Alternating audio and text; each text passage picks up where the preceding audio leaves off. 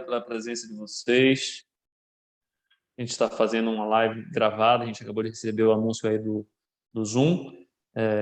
Agradecer bastante também a Samuel, que está aqui conosco, falar de um produto que tem uma importância muito grande nas carteiras, que são os fundos multimercados. Especificamente, ele com certeza vai trazer um pouco mais da família Select, uma família que está dentro dessa categoria também, explicar como é que isso funciona, qual é essa lógica. A RGC agradece a presença de todos vocês que estão aqui. Mais uma vez, a gente está tentando levar conhecimento, informação, a possibilidade de entender a lógica e a dinâmica do mercado de capitais e dos produtos que compõem, para que cada um consiga, a partir desse entendimento, dessa compreensão, montar suas estratégias junto com seus assessores, junto com a nossa equipe, para a partir daí construir uma carteira de alta performance e rentabilidade, sempre pensando no elemento essencial e fundamental do investimento, que é o longo prazo.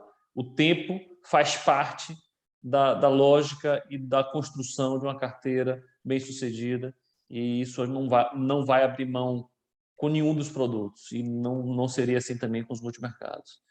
Então, pessoal, indo direto ao assunto, eu peço para que Samuel já se apresente, fale um pouco da sua função, qual é a sua responsabilidade lá dentro da família Selection, o que é que mais ou menos funciona, como é que mais ou menos funciona essa família de fundos, para que a gente possa desenvolver o nosso bate-papo.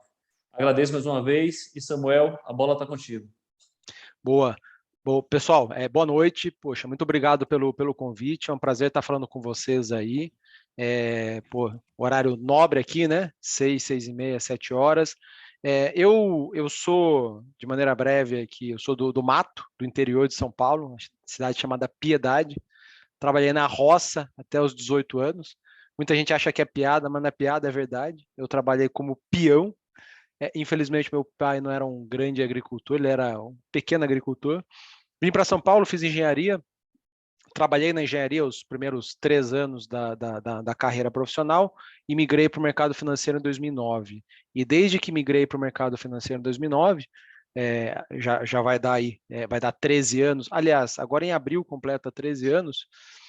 Eu trabalho, eu migrei para fazer seleção de fundos, né? Eu nem sabia o que era isso lá no começo, eu caí nisto, né? Não foi eu que escolhi, me colocaram para fazer isso lá naquele escritório que eu comecei em 2009, um escritório parecido com o pessoal da RGC, de agentes autônomos, uma estrutura, só que lá atrás, né? Hoje o pessoal tem uma estrutura aí infinitamente melhor e maior do que a que eu trabalhava lá atrás.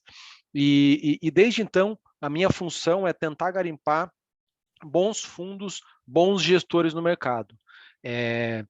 Tentei de todos os métodos possíveis, todos não, né? É muita pretensão achar que eu tentei de todos, mas tentei muitos métodos já para chegar aos melhores fundos e me frustrei diversas vezes.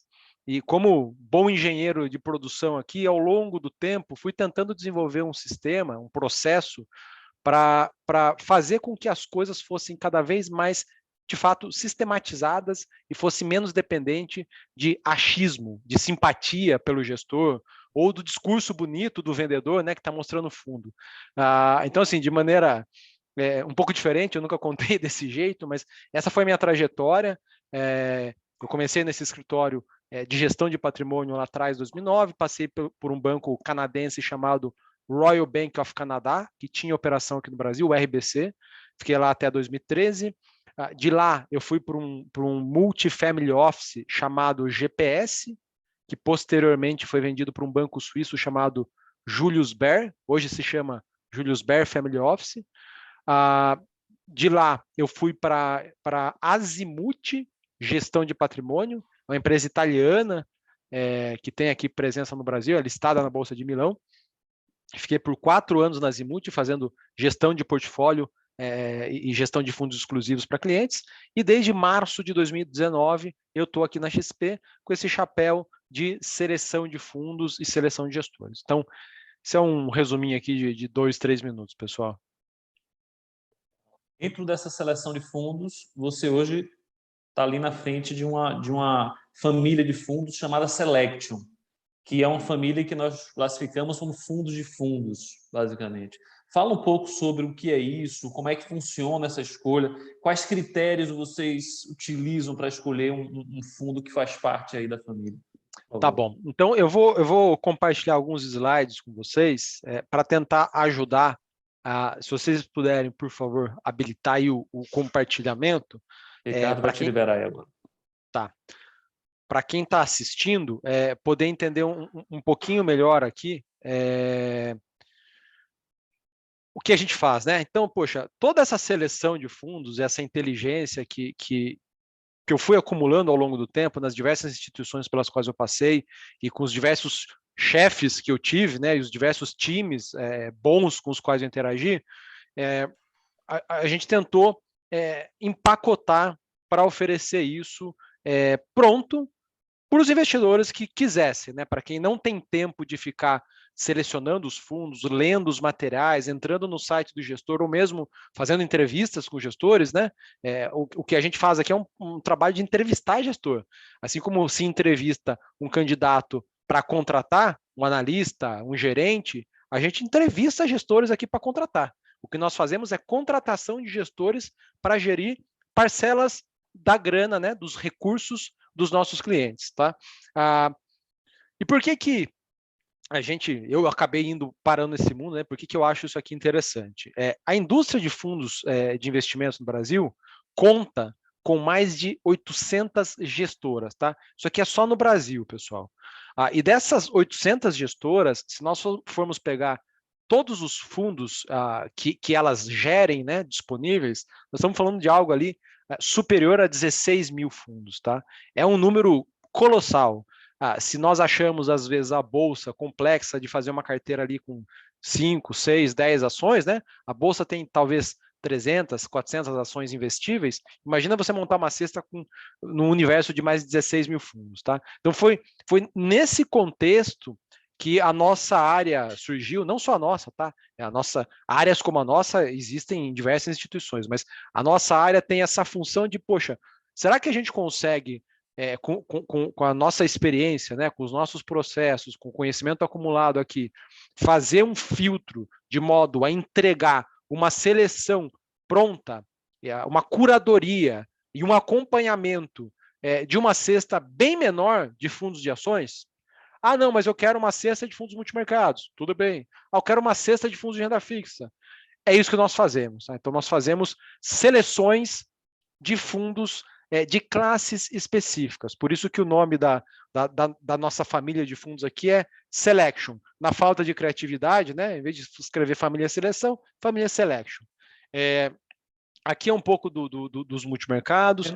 Fazendo uma analogia ali com o mercado acionário, né, a Bolsa seleciona por alguns critérios algumas ações e forma o índice Bovespa, que é um índice, um grupo de ações que vão representar ali a Bolsa Brasileira em determinado período.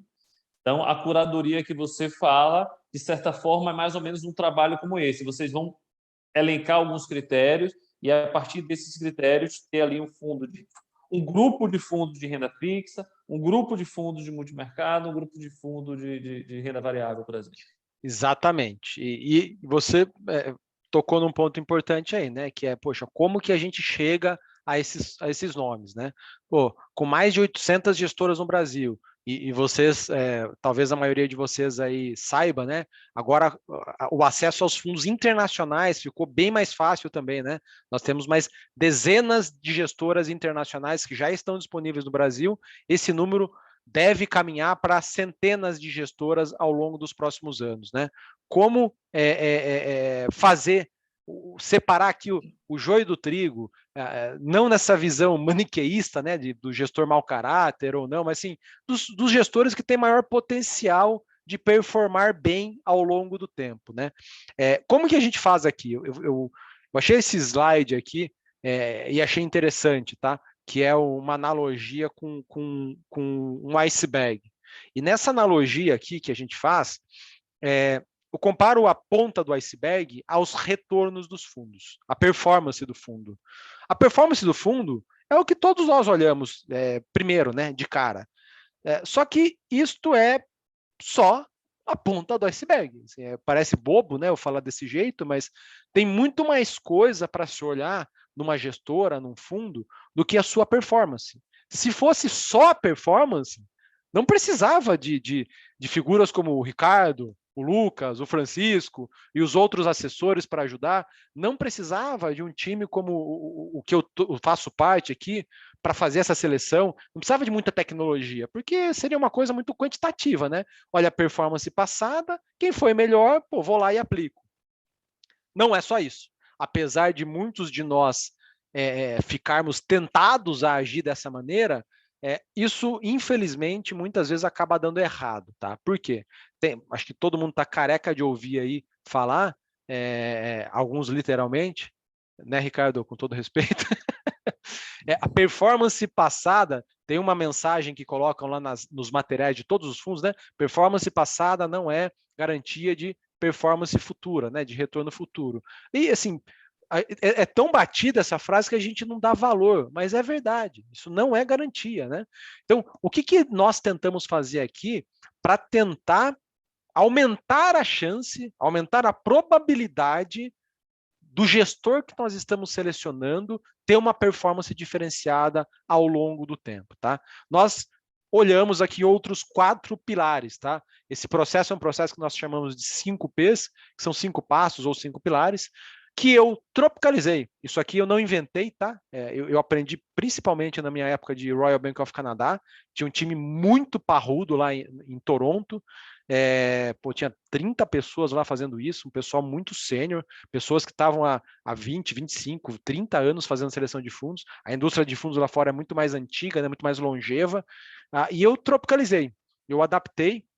Eu vim ao longo desses 3 anos aqui de XP, tropicalizando muitos dos termos, muito da realidade para a realidade da nossa indústria, tá? E cheguei aqui a um processo que eu resumi aqui. Então, poxa, o que é o primeiro P que nós olhamos numa gestora, tá?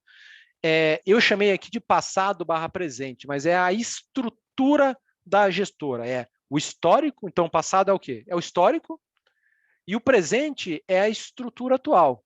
Pessoal, o trabalho aqui, tudo que eu vou falar para vocês aqui, quase tudo, 90%, é um trabalho de detetive. Mas tem um sistema específico de fundos que você usa? Tem 4 sistemas específicos, mas dá para fazer boa parte do que nós fazemos aqui sem sistema nenhum. Aliás, com alguns sistemas que são de graça. Tem um sistema chamado Google, tem um outro sistema chamado YouTube. Tem um terceiro tipo de funcionalidade, que são os podcasts, a gente já fala mais disso, tá? Então, assim, é muito trabalho de detetive, tá? Então, vem lá uma gestora, por exemplo, sei lá, SPX Capital, uma gestora carioca, fundada por o S, o P e o X, fazem menção aos sobrenomes dos fundadores, né? Que é o Daniel Schneider, o S, o Bruno Pandolfi, que é o P, e o Rogério Xavier, que é o X. Quem são esses caras? Google, puxar a capivara dos caras. De onde vieram, onde trabalharam, como que foi a reputação deles nos lugares onde eles trabalharam, como foram os resultados. Então, pegar o histórico. Quando eles saíram do lugar onde eles saíram, que era o Banco BBM, né? Chamava-se Banco Bahia, depois virou Banco BBM, um banco que foi vendido para investidores chineses. Eles saíram bem de lá ou saíram brigados? Ou teve alguma besteira, teve algum estresse? Então, assim, é tentar entender, é falar com os ex-sócios ou ex-colegas desses caras, a gente faz esse processo de checagem de antecedentes, vai? Não é antecedente criminal, é antecedente do mercado. Então, assim, entender o histórico. E a estrutura atual, poxa, como que é a estrutura atual? O que eles fazem? Quão complexa é a estratégia deles? Eles têm estrutura para operacionalizar essa estratégia? Se for um fundo de ações para operar só no Brasil, aqui, de maneira simples. Legal, você não precisa de uma estrutura muito forte. Não, agora um fundo multimercado que vai operar Brasil, Estados Unidos, Europa, Ásia, vai operar juros, moedas, ações, commodities. Opa! Aí você precisa de uma estrutura muito mais parruda, sistemas muito mais parrudos, controles muito mais parrudos. Então, assim, esse é o primeiro P. E tentar, assim, elencar. Para esse primeiro P aqui, nós temos um checklist, tá? Esse checklist meu começou como uma planilha com 120 itens de verificação. Eu não sei se vocês aqui se tem muitos empresários aí nos assistindo ou não, e se vocês já passaram por auditoria. Eu já passei por auditoria na Alcoa, na minha época de engenharia, já passei por auditoria no RBC, no Royal Bank of Canada, e auditor, ele vem com uma listinha, checklist. O que a gente faz aqui é checklist. Então, assim, eu tenho um checklist que eu vou listando todos os itens que eu quero verificar e nós damos nota de 1 a 5 para cada item. Então, por exemplo, tempo de existência da gestora. Quanto mais tempo de existência, em tese, mais sólida é a empresa. Não é só isso que vai garantir o sucesso da gestora, obviamente, né? Mas isso aqui, em tese, esse item específico, quanto mais tempo de existência, mais sólida, mais crises passou, mais tempo aguentou. Quanto maior a quantidade de ativos sob gestão, né, o que eles chamam de AUM, né, AUM, em tese, melhor a gestora, porque com mais ativos sob gestão, você consegue remunerar mais equipe, contratar mais sistemas, ter mais controles, ter mais escritórios, eventualmente. Então, só para dar exemplos super simples para vocês, de itens bobos que a gente olha, até itens um pouco mais complexos, de estrutura societária. Como que é a estrutura dessa gestora? É uma estrutura societária super concentrada? Geralmente, as estruturas societárias mais concentradas dão mais problemas ao longo do tempo, é mais difícil de você manter, é mais difícil de você reter os bons talentos. Agora, se a estrutura societária ela é mais pulverizada, se os sócios têm participações um pouco mais equânimes, poxa, é uma sociedade mais robusta, tá? Só isso, sozinho, não quer dizer que vai ser um sucesso a gestora, mas a gente vai dando notas para tudo isso, tá? Segundo P, pessoas, que está bem misturado com o item 1, tá? Quem é o gestor do fundo? Ou quem são os gestores dos fundos? De novo, qual que é a experiência pregressa desse gestor? Quantos anos de mercado ele tem? Quantos anos fazendo aquilo que ele vai fazer nesse fundo ele tem? Se ele é um gestor de fundo de ações e ele tem 30 anos de mercado, os 30 anos de mercado dele foram fazendo gestão de ações ou antes ele fazia gestão de renda fixa? Ou antes ele nem fazia gestão? Ele estava na área de risco, por exemplo. Acontece. Às vezes ele está na área de risco, está na área comercial e depois vira gestor. A gente tenta segregar aqui, porque tem muito gestor que vem ao mercado e fala: não, eu entrei no mercado em 1990, 1985. Bom, o cara ficou os primeiros 20 anos em tarefas que não tinham nada a ver com investimentos. Então a gente tenta não, a gente vai atrás disso, né? A gente tenta não, a gente levanta os dados e descobre, poxa, quanto tempo de gestão efetiva o cara tem fazendo aquilo que o fundo se propõe a fazer. E o time? Quem é a equipe? Eu gosto de dar um exemplo aqui, né? Pega o melhor cirurgião cardíaco do Brasil, ou a melhor cirurgiã cardíaca do Brasil. Sim, independente de ser um homem ou ser uma mulher, eu tenho certeza absoluta que essa pessoa não faz nenhuma cirurgia sozinha. Nenhuma. Pode ser o melhor. Pode cobrar, sei lá, 100 mil reais a cirurgia. Vai ter lá um corpo de enfermeiros e enfermeiras, vai ter o instrumentador, vai ter lá a pessoa que fica ali com o desfibrilador na mão, né? Não é o cirurgião ou a cirurgiã que vai jogar tudo pro alto e vai pegar o desfibrilador e ressuscitar o paciente se precisar. Julgo eu, né? Eu nunca assisti uma cirurgia cardíaca real. Mas aqui a gente olha a estrutura também da equipe, tá? Se é uma equipe entrosada, experiente, sênior, se já passou por crises anteriormente, tá? Às vezes o gestor fala, não, eu tenho 7 analistas, 8 analistas. Você vai ver, nada contra, tá? Estagiários e analista júnior. Eu já fui estagiário, já fui analista júnior, só que, poxa, esses caras não fazem verão.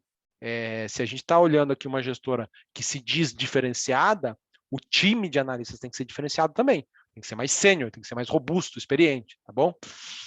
Terceiro pilar, processos. E aqui, pessoal, uma pergunta extremamente simples que a gente faz. Como o fundo ganha dinheiro? Eu preciso entender como que o fundo ganha dinheiro. Ah, não, é muito complexo, Samuel, não dá para explicar. Então, desculpa, se não dá para explicar, não dá para investir. Não dá para colocar dinheiro dos meus clientes aí. Então, a gente tenta entender como que o fundo ganha dinheiro. Ah, eu sou um fundo de ações. Eu compro ações, espero elas subirem e vendo. Não, mas tá bom, mas dá mais detalhes. Como tem 300 e poucas ações na bolsa. Como que você chega à sua lista de 15 ou 20 ações, ou 25? Como que você define se você vai comprar 10% do seu portfólio, ou 15%, ou 5%? Como que você define o ponto de saída? Então a gente entra no detalhe do detalhe do detalhe do detalhe do detalhe para entender como que as ideias são originadas, como que as ideias entram na carteira, como que elas saem da carteira. Começo, meio e fim do processo. Por que a gente faz isso? Para entender se o processo do gestor ele é replicável. Muitas vezes, não poucas, tá, pessoal? Os gestores ganham dinheiro na sorte. Acontece. Eu já ganhei dinheiro na sorte. E eu já perdi muito dinheiro com azar também, ou por incompetência, né? E a gente não pode contar com sorte ou azar. A gente tem que contar com processo, com competência, com sistemas, com coisas que sejam replicáveis, tá? O processo é escalável. Às vezes o fundo vai muito bem até 100 milhões de reais, até 300 milhões de reais, até 400 milhões de reais, mas acima disso ele deixa de ser eficiente. Ele passa a ser menos eficiente, né? Mas passa a não ganhar, a não ser tão rentável para os cotistas. Então a gente tem que entender se a estratégia é escalável. Tem controles adequados para esse fundo, sim ou não? A gente entra nesse detalhe, tá? E por fim, a gente olha o produto em si, né? O fundo. Como são as taxas desse fundo? Cobra 2% de taxa de administração e 20% de performance sobre o que exceder o CDI. Tá, mas essas taxas são comparáveis a fundos similares? Sim ou não? São mais baixas, são mais altas, são iguais? Quem são os prestadores de serviço deste fundo? Isso aqui é uma coisa que pouca gente se atenta e dá valor, tá? Existem aqui várias figuras num fundo de investimentos. O gestor, talvez a principal delas, né? Que tem toda essa análise que nós fazemos, mas nós olhamos também o administrador do fundo, que é quem garante que todos os limites do fundo, do regulamento, vão ser seguidos. É quem faz os cálculos todo dia que os ativos da carteira valem aquilo que o gestor está falando que vale mesmo. O custodiante, quem é o custodiante do fundo? Quem garante que o ativo existe? Quem faz a custódia do ativo? Então, tem um filme muito legal que eu recomendo vocês assistirem, que é O Mago das Mentiras, que fala sobre a história do Bernard Madoff. Acho que todo mundo já ouviu falar do Madoff, né? É um cara que foi responsável pela maior pirâmide financeira da história, 65 bilhões de dólares, e não é só a cifra que chama atenção, é porque ele ficou décadas enganando as pessoas. É um negócio bizarro, surreal. E um dos fatores, tem vários elementos que levaram as pessoas a caírem nos golpes dele, né? Mas um dos elementos eram os prestadores de serviço. O custodiante, o administrador, o auditor dos fundos dele, eram todas empresas meio que coligadas ali. E não sei porquê, tá? O Madoff estourou, explodiu em 2008. Em 2008 eu estava na engenharia ainda. Eu não fazia seleção de fundos naquela época. Não sei se eu cairia ou não na lorota dele, tá? Para ser muito sincero com vocês. Mas, assim, se eu fosse ver o administrador, o custodiante, o auditor dele, eu falo, poxa, mas para que outras gestoras esse custodiante presta serviço? Ninguém, só para o Madoff. Peraí, mas para que outros clientes essa auditoria aqui faz serviço? Não, é só o Madoff.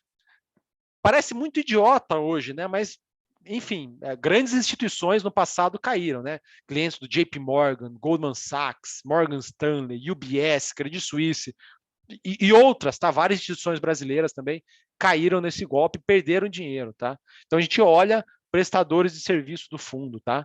Se são administradores de primeira linha, tudo bem.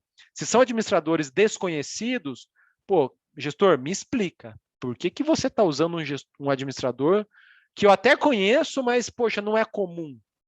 Tem que ter uma história muito, muito, muito bem contada para a gente ficar confortável de investir. O padrão é geralmente a gente não investir, tá? E a carteira do fundo?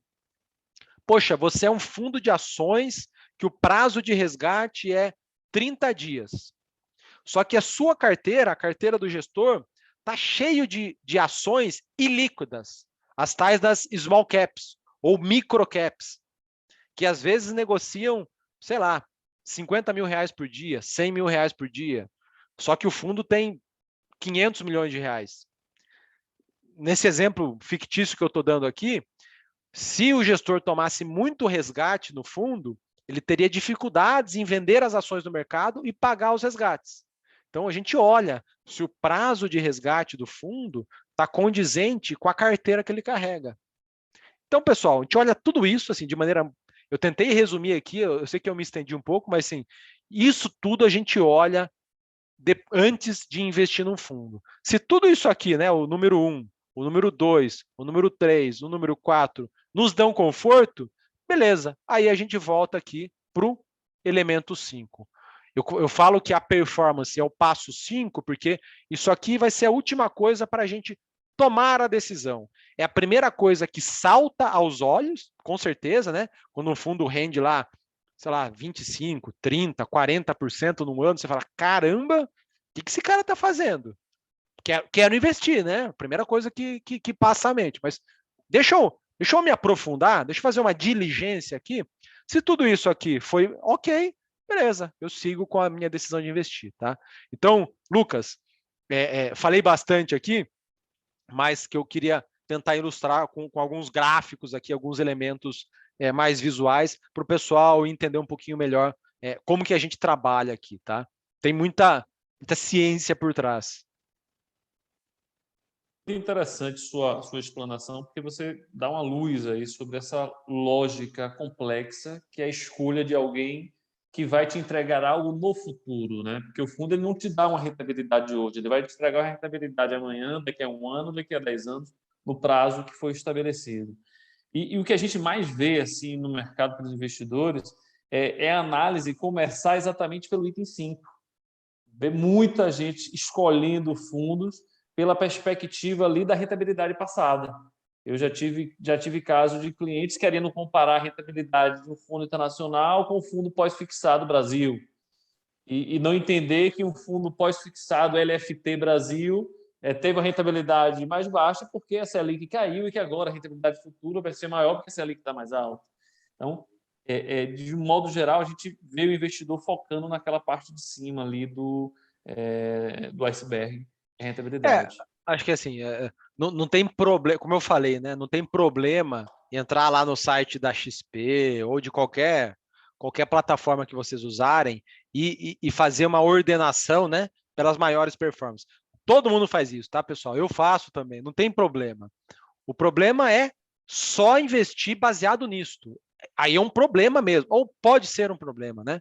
Por quê? Porque, assim, se você não sabe o que você está comprando, você não sabe o que você vai receber, né? Aquele famoso lá de se você não sabe onde você quer chegar, poxa, qualquer destino não importa, né? Qualquer destino, em tese, é legal. Tudo isso que eu falei para vocês é para tentar melhorar, né, a probabilidade de a gente conseguir retornos bons no futuro. Quando a gente faz a ordenação pelas melhores performances dos últimos 12, 24, 36 meses, legal, isso aqui são credenciais. Pô, é muito importante. É legal o gestor mostrar uma performance boa nos últimos 36, 48, 60 meses. Ajuda, mas e todo o resto?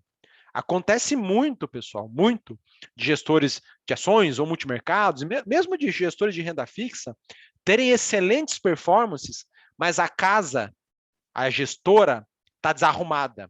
A estrutura societária é muito ruim, vive dando briga entre sócios, não para analista lá, os controles de risco são muito fracos, e aí é meio que uma bomba relógio ali andando. Em algum momento pode dar ruim. Então, por isso que toda aquela investigação, e é uma investigação, não chamo nem de análise, é uma investigação, ela é importante para você tentar evitar as bombas relógios. As bombas relógios, muitas vezes, demoram 4, 5, 10 anos para explodir e às vezes não explodem, tá?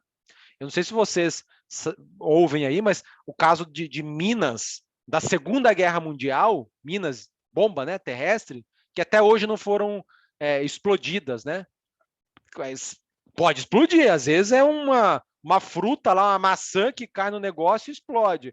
Assim, na dúvida, eu quero ficar muito longe desse negócio. Então, só para frisar que não tem problema, né, a gente ficar ali namorando com aqueles fundos que renderam bem para caramba. O problema é investir sem azucrinar aí os seus assessores. Poxa, cadê a investigação? Eu quero que vocês me passem aqui a capivara desse fundo. Eu quero entender se essa performance passada dele, se o cara tem condição de sustentar isso olhando os próximos anos. Acho que isso que é o importante.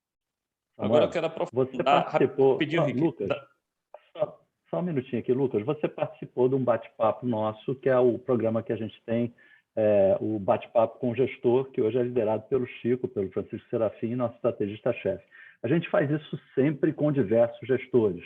Faz parte do nosso filtro. Não foi nenhuma, nem duas, né, Chico? Nem 3 vezes. Acho que pode ter 4 ou 5 vezes que a gente olhava o fundo, pô, esse fundo vai com uma performance legal e tal, vamos conversar com o gestor. Explica para eu poder explicar para minha avó qual é a tese do investimento que vocês têm, né? Como é que se sustenta, como é que isso bate com... Não, veja bem, não sei o que lá, tá, o Chicão já passa a mensagem para mim, ó, corta, porque esse aí a gente não investe mais. Esse não. Fora as não recorrências, né? Não é nem dizer assim, o cara fez ali um trade que, putz, aconteceu algo completamente não recorrente. Imagina alguém, não vou nem citar o caso que me vem à cabeça, porque é um caso muito notório, mas... Não cita. Imagina um caso, por exemplo, alguém que está um fundo de ações e que vai lá e compra as ações da Vale logo após Brumadinho. Tá, uma análise muito oportunista. É legal isso para um trade, né? Se você já está compradaço em Vale e vê que o papel vai sofrer, você vai para mais um pouquinho de Vale, até fazer, né, um preço médio melhor. Mas assim, não, eu estava aqui, vou vender Banco do Brasil, vou vender Itaú, vou vender sei lá o quê, umas small cap, porque Vale agora vai subir de vez. Qual o tamanho daquele problema, né? Uma cidade e a questão é o que Samuel falou da escalabilidade, né? A preocupação que a gente tem, e que Chico coloca isso muito bem nesse trabalho que a gente faz de bate-papo com o gestor, o legal do bate-papo com o gestor é o bate-papo depois do bate-papo com o gestor, né? É a nossa conversa sobre, vale a pena, não vale? Então, você tem toda a razão, esse trabalho é fundamental, Samuel. Não é efetivamente e avisar todo mundo. Claro que todo mundo olha lá a evolução do fundo, mas não é só isso, certamente. Vai lá, Lucas. Veio uma pergunta aqui que eu achei interessante, do César Figueiredo, eu cortou aqui o nome dele, acho que é Figueiredo. Qual que é o nível de receptividade das gestoras em aceitar passar por esse checklist? Geralmente as gestoras são ok, tem uma ou outra que fica, sabe, enrolando com informação. Mas assim, a gente fala, beleza, pode enrolar. Cara, eu não vou investir em você. Assim, o interesse é dele. É tipo a pessoa que quer tomar crédito num banco e precisa, pessoa ou empresa. Suponha que tem uma empresa que quer tomar um empréstimo no banco. E aí o banco pede aquelas 1 milhão de certidões, aquele inferno de coisas. Só que a empresa precisa desse empréstimo. A empresa pode falar, banco, eu não vou tirar essa certidão que você está me pedindo. Tá bom, não vai ter o empréstimo. Então, assim, fazendo uma analogia boba aqui, é mais ou menos isso. Assim, cara, você quer receber o dinheiro dos nossos investidores, vai ter que passar pelo nosso escrutínio, pela nossa investigação. Eu não abro a composição societária da minha gestora. Cara, todo mundo em quem a gente investe abre. Eu não abro. Então, tá bom, vamos continuar conversando. Aí, quem sabe um dia a gente se entende. Não tem uma gestora que específica que vai salvar o portfólio do meu cliente e tal. Nenhuma, tá? A gente, por exemplo, Dínamo, a gestora de ações chamada Dínamo, que fica lá no Rio de Janeiro, uma gestora excepcional, assim, excepcional. Ela dá um filme, essa gestora, tá? É muito bacana, uma história muito legal, pessoas ilibadas, processo redondo, eles vão completar 30 anos ano que vem, 30 anos de fundo, tá? Com cotas, tal, excelente. Assim, se eles são a maior posição do nosso fundo de ações hoje, o Selection Ações, mas se eles ficassem com, desculpa o meu português, com frescura, ficando enrolando, não vou abrir, não vou te atender, tá bom, pode ser a gestora melhor aqui do Brasil. Cara, não precisamos disso, a gente, assim, você não está fazendo um favor, você está ganhando para prestar um serviço para nós. você é um prestador de serviço, eu sou o seu cliente, né? Ou eu sou um representante dos clientes. Então, César, o cara que fica ficelando aqui informação, a gente deixa na geladeira e beleza, vamos falar com aqueles que querem abrir informação para a gente. Lá, com esse iceberg, você conseguiu mostrar claramente ali a ideia de como constrói o índice de cada categoria. Como é que você escolhe, digamos assim, cada um dos fundos que vai fazer parte.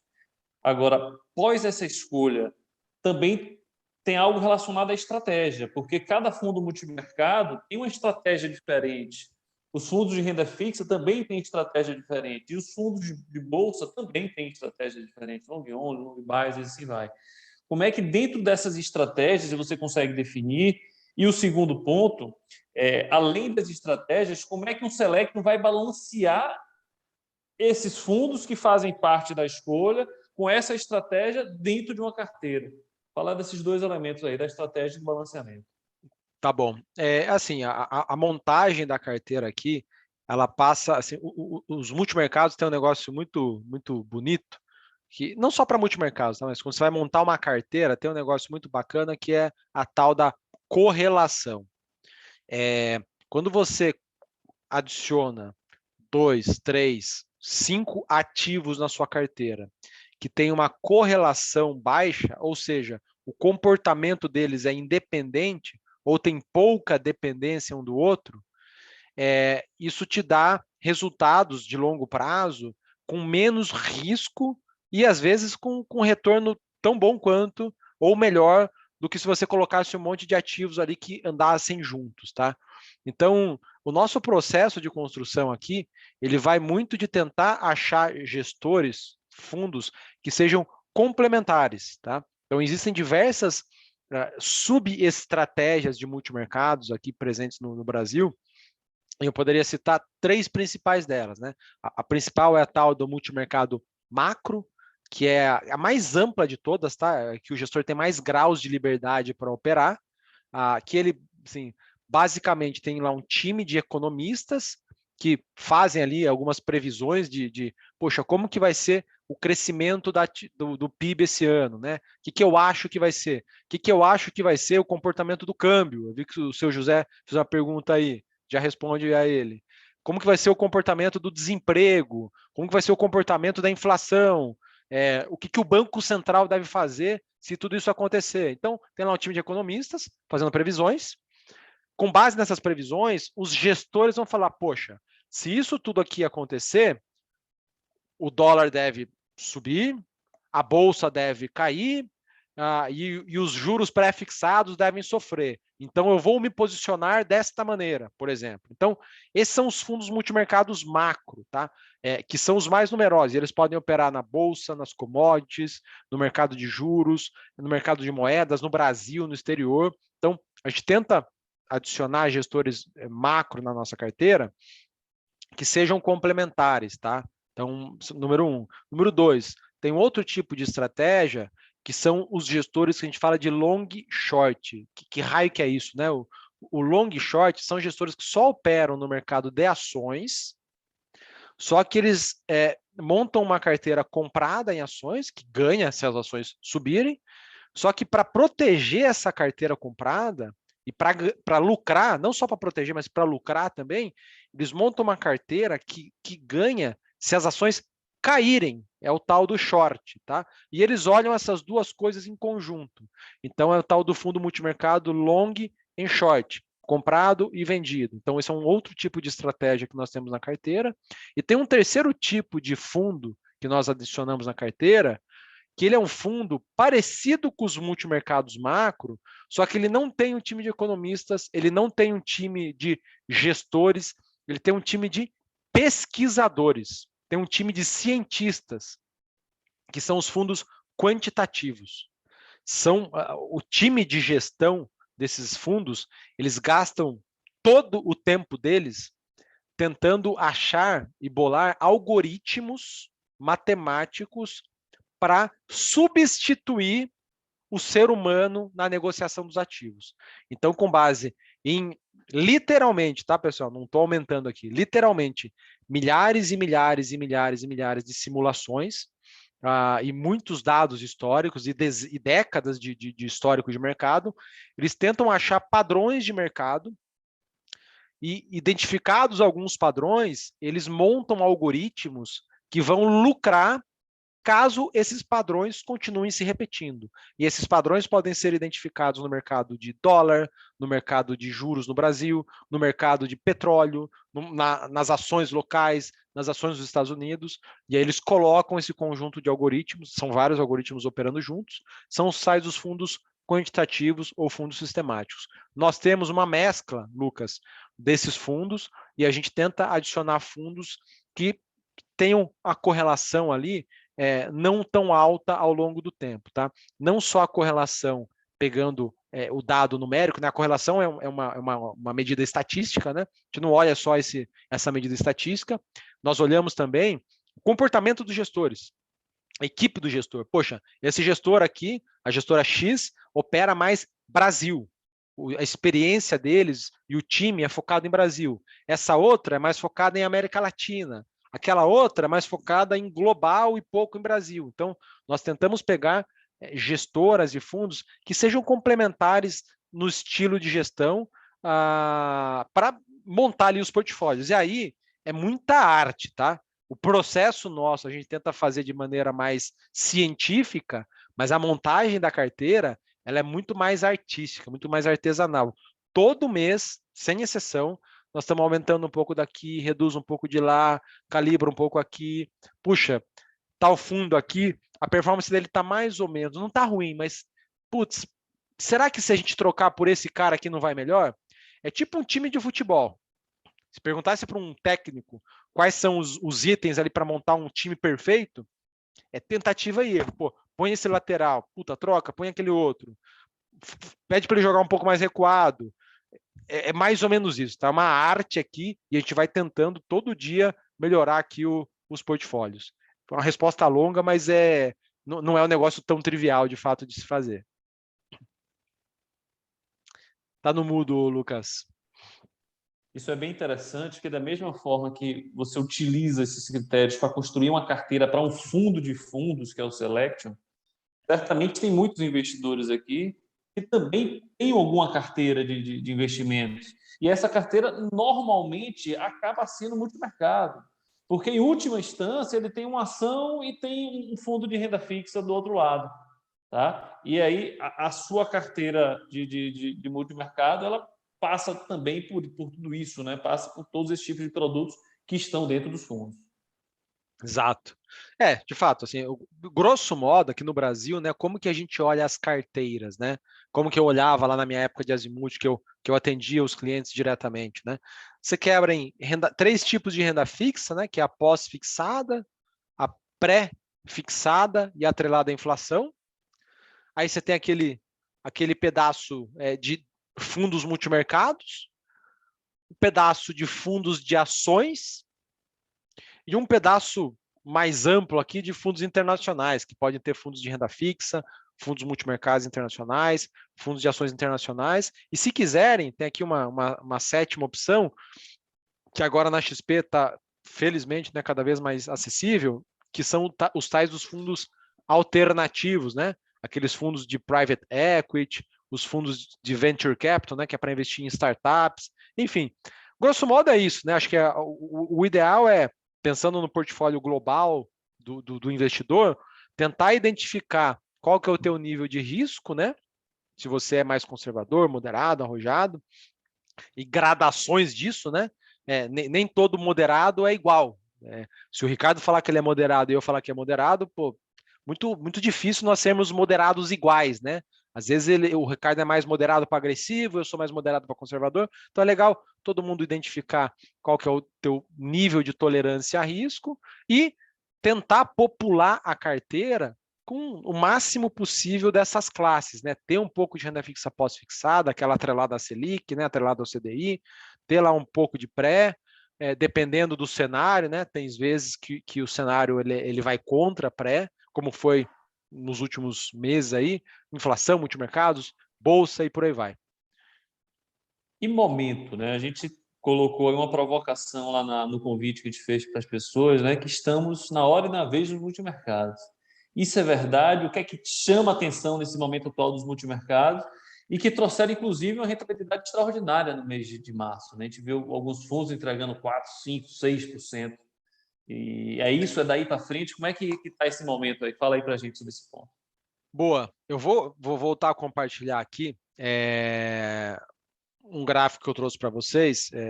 Ele tem muita informação aqui, mas eu vou tentar traduzir, tá bom, pessoal? Nesse gráfico aqui, cheio de informação, essas barras pretas aqui mostram a performance média dos fundos multimercados no Brasil nos últimos 14 anos, tá? 13, 14 anos, desde 2008. E o laranjinha, esses traços laranjinhas aqui, são o CDI. Então, o Lucas, quando você fala, pô, é a hora dos multimercados, eu queria te responder que, assim, multimercados... Se eu só te falar um segundinho por aqui. favor. Tem duas informações que estão circuladas abaixo de 2016 e 2017, que pelo menos na minha tela eu não estou vendo aqui. Eu não consigo ver. Não está dando para enxergar? Eu não sei se os outros estão Eu conseguindo. estou enxergando. Tá, mas o preto, para quem não está enxergando o que eu circulei, a barrinha preta são os fundos multimercados, tá bom? E os traços laranjas aqui, ou amarelo, dependendo da sua tela, são o CDI ano a ano, desde 2008, tá? Então, o que eu queria falar para você, Lucas, começando a responder a tua pergunta? Eu não acho que tem uma hora dos multimercados, tá? Diferente da renda fixa pré-fixada, da renda fixa atrelada à inflação, ou mesmo da bolsa, né, que você tem horas mais adequadas para você aumentar ou reduzir a bolsa, os multimercados, assim, não é 1, 2, 3 anos, né? Os últimos 14 anos se mostraram resilientes aos diferentes ciclos de mercado eleitorais, sobe juros, desce juros, sobe dólar, cai dólar. Então, o que a gente viu? 2008, né? Grande crise financeira mundial. Os multimercados renderam ali, na média, algo ali perto de 4%, 5%, e o CDI naquele ano foi ali perto de 12,5%. Beleza, ficaram para trás do CDI. Só que no ano seguinte, os multimercados tiveram uma performance muito boa, né? Eles renderam aqui perto de 20%, 21%, contra o CDI, que deve ter rodado ali perto de 9%, 10%, tá? 2010, os multimercados foram superiores ao CDI, tá? Pouquinha coisa. 2011 foi um ano ruim, foi um ano difícil, mas mesmo assim, não sei se vocês lembram, né? Foi um ano de subida de juros, inflação alta, a bolsa caiu 15% naquele ano, se eu não me engano. Foi 15%, pior que eu não lembro se foi 15% ou se foi menos 1%, mas foi um ano difícil. O CDI deu ali seus talvez 11%, os multimercados eram 10%, 9%, não ficaram muito atrás. 2012, olha só a diferença, né? Da barrinha preta para o tracinho laranja. Os CDIs 2010 e 2011 ficaram meio empatados com o CDI, mas 2012, poxa, foram bem acima. 2013, meio que empatados. 2014, pessoal, lembrem aí, hein? 13, 14 e 15 foram anos horrorosos para o mercado brasileiro como um todo, né?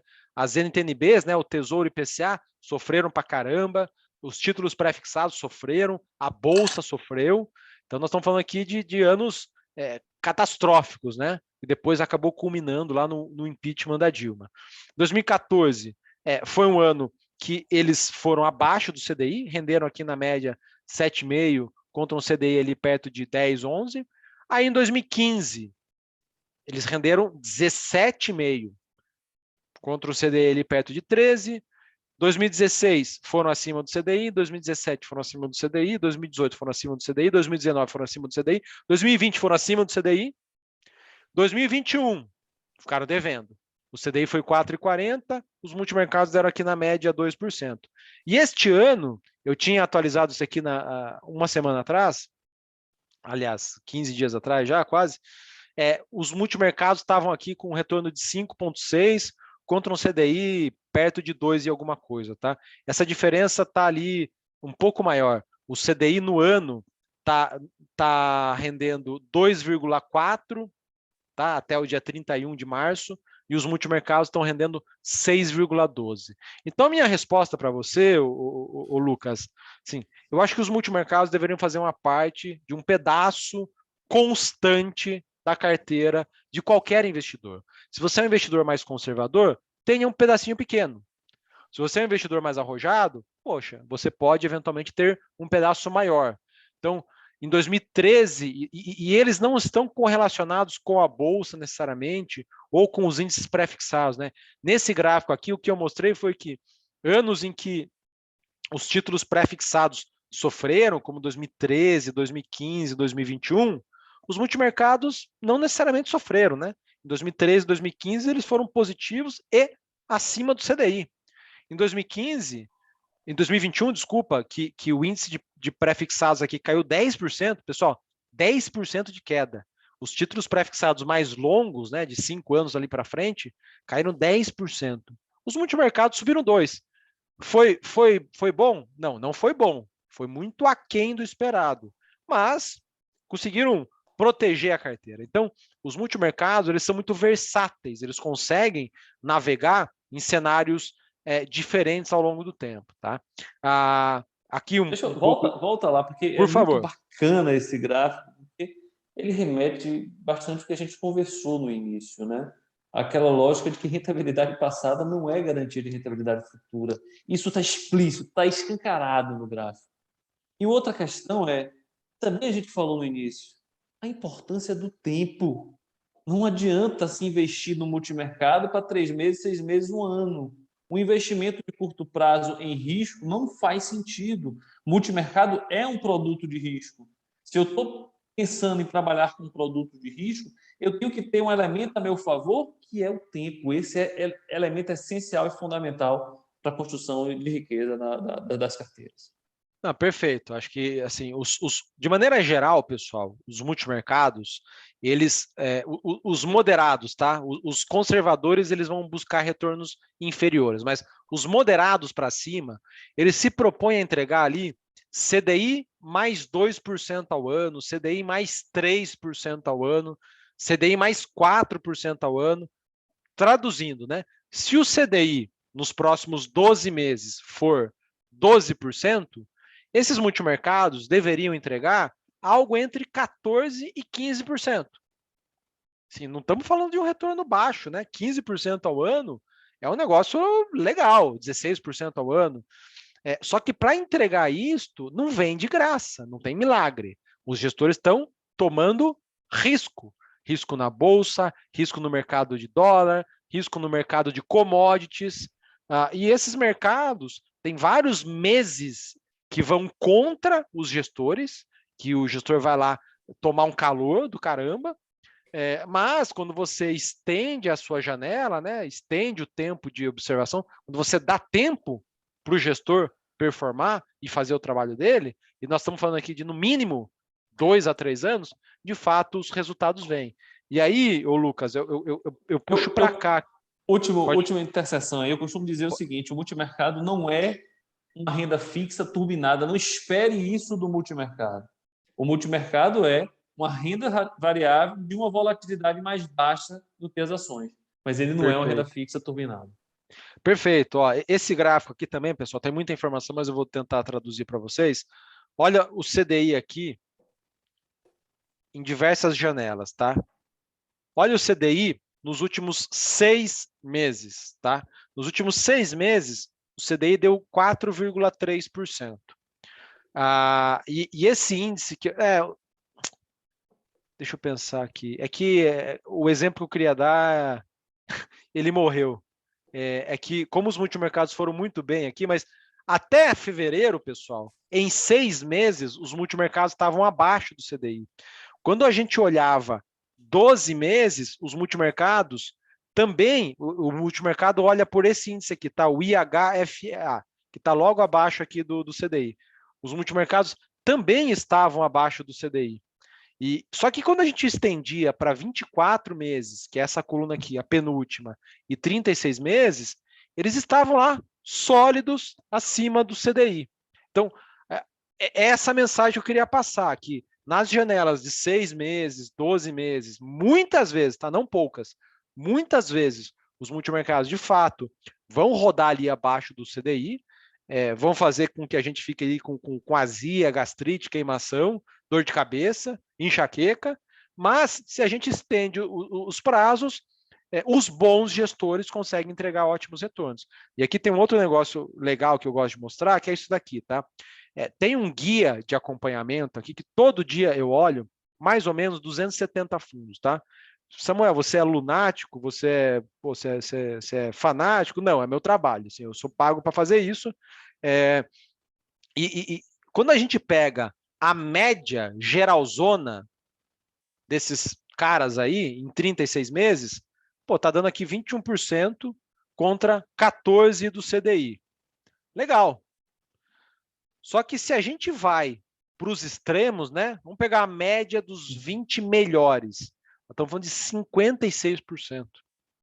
Quase 4 vezes ali o CDI. Por outro lado, tem lá a média dos 20 piores, deu menos 3,90. Em 3 anos, tá? No acumulado de 3 anos. Eles ficaram 17%, 18% atrás do CDI. Então, esse trabalho nosso aqui de tentar maximizar a probabilidade de achar os bons gestores tem a função de tentar evitar estar nesses caras. Ou se a gente tiver um ou outro cara, que seja num peso pequeno da nossa carteira, tá? Samuel, eu queria fazer uma provocação exatamente nesse ponto, né? Por favor. Às vezes, o problema não é o cara, né? É a estratégia do cara que pode não ser adequada a um momento, né? Perfeito. Eu tento enxergar um pouco dessa forma. E aí é uma pergunta, para esse momento, não o passado, não olhando no retrovisor, né? Não é o que é que deu mais legal nos últimos meses, anos. O que é que você enxerga para frente das múltiplas estratégias, sei lá, acho que é muito mais do que 10, mas se você pudesse dizer assim, sei lá, uma ou duas estratégias que você vê mais interessantes no mundo multimercado para esse cenário atual, qual que você destacaria? Eu falo isso porque eu vejo muita dificuldade, quando a gente está tendo uma rotação setorial tão grande, eu vejo uma dificuldade em fundos long e short, tem sido, nossa bolsa já é pequena, né? Então, às vezes o cara quer shortar um setor que nem existe aqui. Ah, beleza, vai ser ruim contra, sei lá, chutar aí, tecnologia. Agora tá cheio de tecnologia, mas antes não tinha tanto, né? Sim. Às vezes o cara, quero comprar banco contra a tech, e aí vê, putz, não tem nem o que shortar, ou o BTC é caríssimo, né? Você tem aquela tese ali que está na cara, que não vai dar em nada, mas você não tem como vendê-la, né? Então, como é que você estaria vendo esse cenário à frente? O que é que tem de bom? O que é que a gente pode dar uma olhada mais forte aí? Perfeito. Acho que, assim, voltando aqui para responder com imagens, esse trimestre, pessoal, foi um dos melhores trimestres da história desde 2007, tá? Para os multimercados, tá? Esse primeiro trimestre de 2021. Se a gente pegar aqui nesse guia de acompanhamento nosso, esse índice IHFA subiu 3,55%. O que é muito bom, né? Contra o CDI de 6,12%, contra o CDI de 2,42%. E por que isso aconteceu? Porque o mercado está muito volátil. Mercados voláteis, mercados muito agitados, você pode enxergar de duas maneiras. Você pode ficar com medo, ou você pode achar que tem muito risco, ou o risco, né, a volatilidade, ela é uma moeda com duas faces, né? O que uns enxergam como risco, outros vão dizer que é oportunidade, tá? Então, o que os gestores estão enxergando nesse mercado agitado pra caramba, nesse mar revolto, é muita oportunidade. Por que os gestores multimercados conseguiram ter um retorno tão bom agora em março, tá? Você vê que a média aqui dos 20 melhores conseguiu render 7% e a média dos 20 piores menos 1%. Você vê que é um negócio assimétrico, né? Quem foi mal não tão ruim assim. Quem foi bem, foi muito bem, tá? Então foi uma distribuição grande para o lado positivo dos resultados. Nós estamos no meio de uma guerra, lá entre Rússia e Ucrânia, que está mexendo na Europa como um todo e teve impacto no mundo inteiro, teve impacto no Brasil, teve impacto na China, teve impacto nos Estados Unidos, né? Teve impacto no preço do petróleo, teve impacto nos preços das commodities agrícolas, teve impacto no preço das commodities metálicas. Nós estamos num processo, né, nós já vínhamos, né? Nós estamos no meio de um processo de alta inflacionária que nós não víamos há 30, 40 anos, tá? O último processo inflacionário do nível que nós estamos hoje, a nível mundial, foi nos anos 80, tá? Eu nem era nascido. Aliás, eu estava aqui nas fraldas quando isso aconteceu, que foi ali no começo dos anos 80, quando os Estados Unidos teve problemas com inflação, tá? Faz muito tempo. A maioria dos analistas de mercado hoje, a maioria não, né? Muitos analistas nunca passaram por um processo inflacionário. Nós brasileiros estamos calejados, né? Inflação aqui nunca nos deixou, mas inflação de 7, 8, 9%, que para nós aqui é corriqueira, assim, fazia 40 anos que isso não acontecia nos Estados Unidos, tá? Na Europa, na Inglaterra. Então, guerra, processo inflacionário muito alto, Banco Central americano num processo de subida de juros justamente para conter a inflação. Sempre que o Banco Central americano está num processo de subida de juros para conter a inflação, isso é perigoso, tá? Não necessariamente é ruim, mas é perigoso. O mercado fica sensível, fica com medo. Puxa, será que as ações vão cair ou não? Então, assim, o cenário atual e prospectivo, olhando os próximos 12 meses, ele é muito fértil para os gestores multimercados, porque tem muita volatilidade, tem muita oportunidade. Obviamente que se o gestor fizer a leitura errada do cenário, pô, ele vai perder dinheiro, né?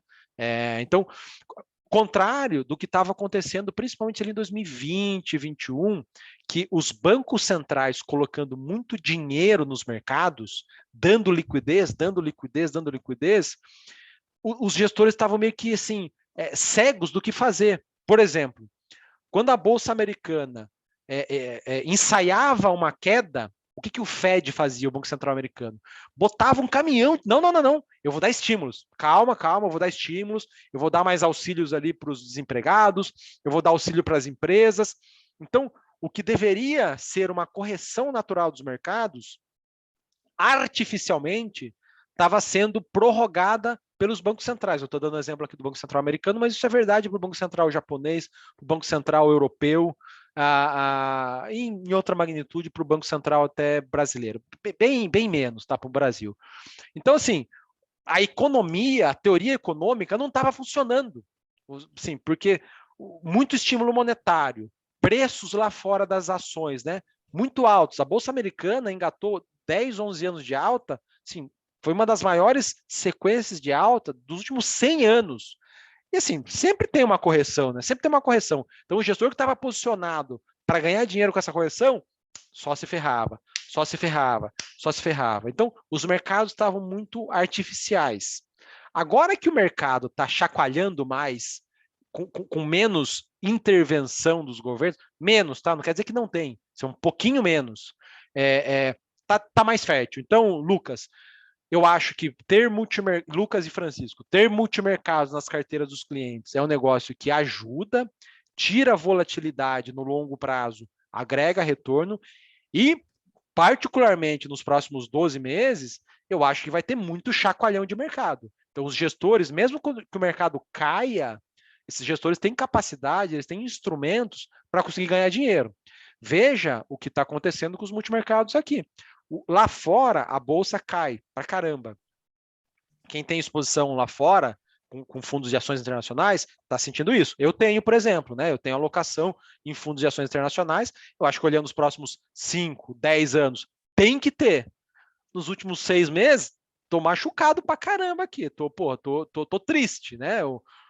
Os 100 reais que eu coloquei virou 90, virou 85, né?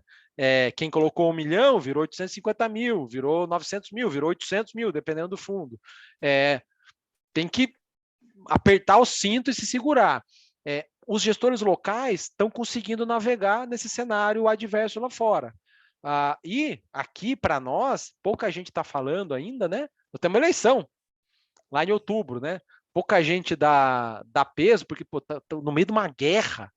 Poxa, quem diria, né? 2022, do nada, né? Ou tem gente que discorda que é do nada, né? Mas, poxa, totalmente, assim, ninguém esperava, né? A Rússia invadir, essa guerra tomar a proporção que virou, que tomou. Então, cenário muito fértil, com bastante volatilidade, com muitos riscos no mercado, que para nós aqui tomar risco é desconfortável pra caramba. Para o gestor de multimercado, ele fica mais animado, ele tem mais coisas para fazer. Diferente de como estava há pouco tempo atrás, um cenário mais artificial, que ele não sabia se ele podia apostar que, por exemplo, moeda brasileira, tá, pessoal? Todo mundo, vocês devem ter ouvido falar disso, o senhor José perguntou aí, né? Poxa, fundo cambial agora faz sentido, não faz sentido. O dólar veio lá do 5,70 para o 4,70, 4,60 aí, porque houve uma entrada vigorosa de dinheiro de estrangeiros no Brasil. E aí eu vou dar uma opinião minha, tá? Não é uma visão da XP, é uma opinião do Samuel. Então, leiam bem isso. Eu, Samuel, acho que ter exposição a outras moedas que não o real na carteira de qualquer cliente, qualquer investidor, deveria ser bom. Samuel, estava com pouca exposição a fundos dolarizados, até pouco tempo atrás. Eu estou aproveitando essa queda do dólar para aumentar a minha exposição a fundos dolarizados. E aí não é fundo cambial, tá? O fundo cambial é só o dólar. No meu caso aqui, tá? De novo, pessoal, por favor. Meu caso, Samuel, para o meu perfil de risco, eu estou aproveitando que as ações lá fora caíram e que o dólar caiu, eu estou aumentando um pouco de fundos de ações dolarizados. Para qual horizonte? 5 anos. 5, 6 anos. Não sei, não faço ideia se o dólar vai para R$ 4. Acho improvável. Acho assim, altamente improvável. Mas se for, beleza, estou segurando. Eu acho que tem mais chance de o dólar voltar lá para talvez para os 5 do que ele ir para o 4. Mas não tenho competência nenhuma para afirmar isso você tem certeza? A única certeza que eu tenho é que isso pode estar errado, tá? Então, é isso, assim, eu tô aproveitando aqui, por exemplo, esse turbilhão, né, para fazer esse tipo de operação. Mas o dólar, muitos gestores já falavam que, poxa, não está certo. O Brasil está com uma balança comercial muito saudável. O Brasil é exportador de commodities. As commodities estão em alta. Então, pô, a nossa moeda não deveria estar tão fraca. O real deveria se apreciar. Só que como tinha muita interferência dos bancos centrais ao redor do mundo, isso demorou para corrigir. Aconteceu. Muito inflado por esse dinheiro de gringos que entrou aqui, tá? O gringo que está procurando retornos no mundo, ele olha para a Rússia, esquece, riscou do mapa. Assim, não é uma opção. Ele olha para a China, ele tem medo. Tem medo de a China eventualmente seguir o caminho da Rússia e invadir Taiwan, e aí sofrer sanções também. Ninguém sabe, tá? Ao certo, isso pode acontecer ou não. Olha a Turquia, pô, um governo ditatorial, intervencionista pra caramba. Quando olha outros países emergentes, o Brasil ganhou na competição de feiura. Nós somos os menos feios. Então acabou vindo um dinheiro aqui em colossal e aquele fundamento que os gestores achavam que tinha que se realizar, aconteceu. O dólar, de fato, veio lá dos 5,70 para bater o 5, bater o 4,90, 4,80, 4,70. Então, Francisco, Lucas, tentei responder um pouco aqui o seu José também. Bacana, foi ótimo. Acho que olhando para frente, sim, tem boas oportunidades, tem que dosar cada perfil aí, tem que dosar a quantidade de multimercados na carteira que aguenta, mas pode ser uma ótima alternativa. Tem excelentes multimercados disponíveis na plataforma, e para quem não quiser ter o trabalho de escolher 4, 5, 6 multimercados, tem as cestas prontas que a gente disponibiliza aqui, né? Que é o Selection Multimercado e o Selection Multimercado Plus para quem quiser. Eu posso mostrar aqui se vocês quiserem. Valeu. Rick, alguma coisa para falar? Que a gente já está aí no limite do tempo, inclusive já passou um pouquinho. A gente está no limite de tempo, foi muito bom, estou vendo aqui os agradecimentos. Só chamar a atenção aqui, fechando o que você está falando, parece que no ano passado tinha muito anabolizante na economia e os fundamentos não aconteciam. Quer dizer, o mercado estava disfuncional, o multimercado, os fundos macro não conseguiam acertar, né? Apostavam numa coisa e ia na outra direção. Esse ano parece que, ao tirar os anabolizantes, os fundamentos estão menos, quer dizer, a economia está menos disfuncional e, com isso, os caras estão acertando, e que deve ser essa tendência daí que prevalece, daí essa sua posição de que continua sendo e continuará sendo uma boa alternativa, eu acho que concordo plenamente. Vamos deixar você apresentar aí para fazer o fechamento rapidamente, porque a gente já passou do tempo. Tá mas bom. Se você tiver disponibilidade, estamos aí. Eu vou falar aqui 2 minutinhos, pessoal. Então, assim, para quem quiser, eventualmente, não está com tempo ou com saco para selecionar 4, 5, todo aquele trabalho de detetive que a gente faz, né? Toma tempo, obviamente. Tem gente que gosta, tem gente que se diverte. Tem gente que prefere delegar, tá? Para quem tiver a fim de delegar, nós temos 2 cestas aqui de multimercados, pelo menos 2, tá? Mas eu vou falar de 2 para vocês, que a gente terceiriza, nós fazemos o serviço para vocês, tá? Tem um fundo que ele é mais conservadorzão. Oi? Pode continuar, alguém falou. Tá. Tem uma cesta que é mais moderada, que é esse Selection Multimercado. O objetivo de retorno dele de longo prazo é entregar ali entre CDI mais 2 e CDI mais 3, tá? Ao ano. Todo ano entregar CDI mais 2, eu adoraria, pessoal, mas ele não é uma renda fixa. Tem anos que a gente vai entregar, ano passado, tá? Abaixo do CDI, a gente ficou ali CDI menos 2, tem anos que a gente vai entregar CDI mais 4, CDI mais 5. Então, no longo prazo, o que é longo prazo? Horizontes ali de, no mínimo, 2 a 3 anos, nós esperamos entregar essa média de retornos aqui, entre CDI mais 2 e CDI mais 3 ao ano para vocês, tá?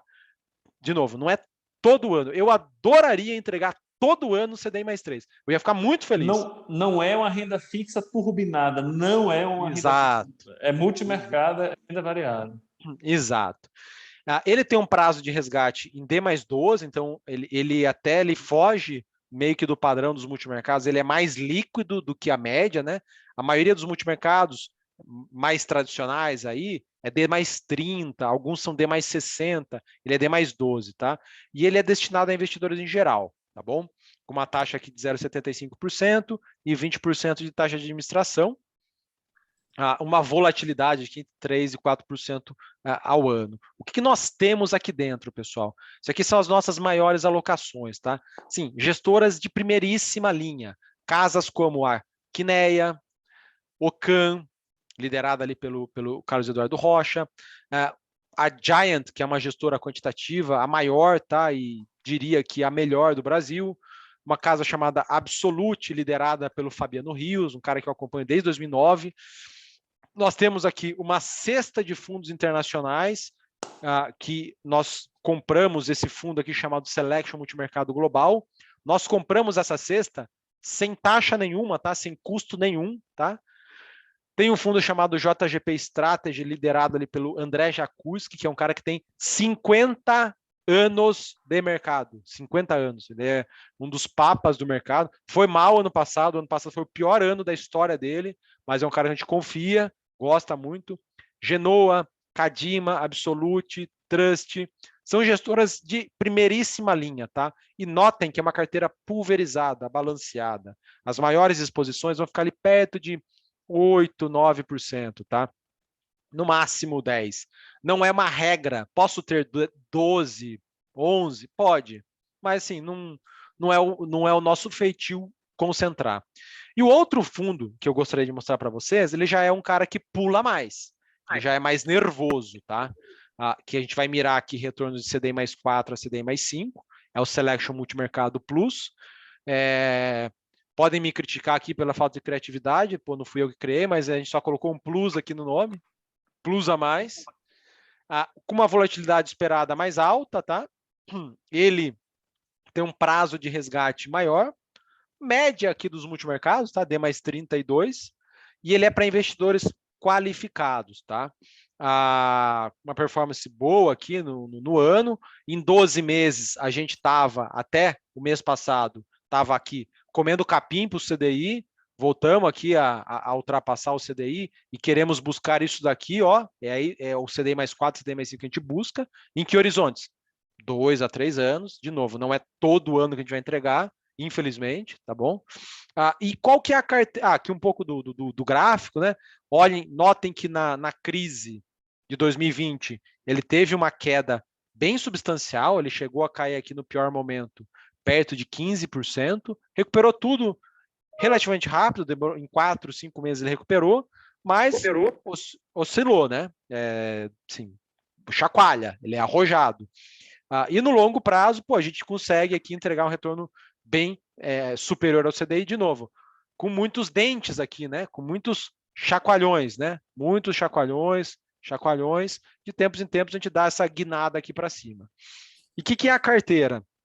Esse fundo aqui especificamente, a gente tem a liberdade de concentrar um pouquinho mais. Hoje nós estamos com uma concentração aqui num cara que está fechado para captação, tá? Nós fizemos pontualmente uma concentração maior numa gestora chamada Capstone, porque eles estão fechados, então à medida que nós cresçamos esse fundo, essa concentração ela vai ser diluída, tá? Isso aqui vai voltar ao longo dos próximos 3 meses para algo ali perto de 12, 11%, tá? Capitalo é uma gestora que a gente gosta bastante também, Absolute aparece aqui também, Cadima, Kinea, Gávea, liderada pelo Arminio Fraga, Verde, liderada pelo Luiz Stuberger, está devendo retornos, tá? Mas nós temos aqui uma posição, Giant, RPS, Sharp, por aí vai. Então, acho que esses são 2 produtos que nós temos aqui, de vários, tá? Temos uma série de outros fundos selections. Depois eu posso compartilhar esse material aqui com o Ricardo, com o Francisco, com o Lucas, que eles podem encaminhar para vocês. Ele é um material denso, tá, pessoal? Tem muita informação aqui, mas eu mando aí para os 13 e eles, ao critério deles, eles compartilham com vocês, porque tem muita... Talvez fique confuso para vocês, mas família Selection é isso, tá? Nós temos essas seleções no mundo da renda fixa, temos essa seleção no mundo dos multimercados e temos também a seleção nos fundos de ações, tá? Para facilitar para vocês, quem quiser eventualmente comprar as cestas prontas, tem essas opções. É isso, pessoal. Cara, muito, muito, muito bom. Samuel, muitíssimo obrigado. Vou deixar o Lucas encerrar aí, mas eu queria mandar meu abraço mais uma vez, sempre é muito bom lhe ouvir. E vou fazer a propaganda aqui para o pessoal. O Samuel lidera um podcast chamado Cartas do Condado, que são as cartas dos gestores dos fundos, e ele mais um outro time, eles comentam essas cartas, falando sobre o cenário, sobre as teses de investimento. Para todo mundo que gosta de investimentos, eu acho que é um MBA fantástico sobre cenário, sobre estratégias, sobre, inclusive, para conhecer gestoras, porque sempre se fala um pouquinho sobre elas, né? Então, sou fã do Cartas do Condado e recomendo a vocês que assistam também. Meu amigo, muitíssimo obrigado. Mais uma vez. Um abraço. Obrigado, pessoal. Do time RGC para você e para toda a sua equipe. Lucas, com você aí para fechar, tá?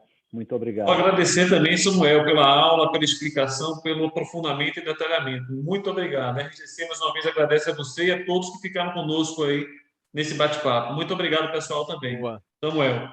Obrigado, pessoal. Obrigado vocês pelo convite, obrigado a todos aí que participaram. Espero que eu tenha agregado para vocês alguma coisa. Quando a gente fala de multimercados, é um negócio complexo, né? É difícil de entender. Espero que eu tenha ajudado um pouquinho.